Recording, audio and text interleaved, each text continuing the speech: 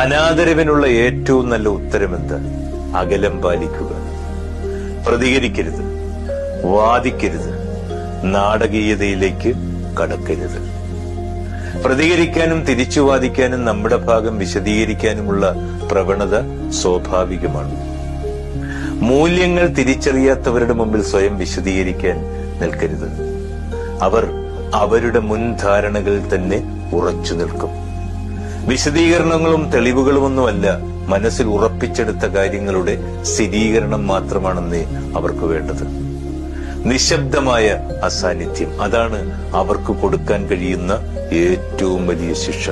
അത് ആത്മബഹുമാനത്തോടെയുള്ള നമ്മുടെ വിജയമാണ്. നമുക്ക് നമ്മുടെ ശരികളിൽ വിശ്വാസമുണ്ടെങ്കിൽ ചോദ്യങ്ങളെ ഭയക്കേണ്ടതില്ല. ഉത്തരം നമ്മുടെ കയ്യിൽ തന്നെയുണ്ട്. മറ്റാരെങ്കിലും വിധിക്കുന്നത് നമ്മുടെ കാര്യമല്ല, അത് അവരുടെ ഭയത്തിൽ നിന്നുമുള്ള അപൂർണതയിൽ നിന്നാണ് ഉണ്ടാകുന്നത്, നമ്മുടെ സത്യത്തിൽ നിന്നല്ല.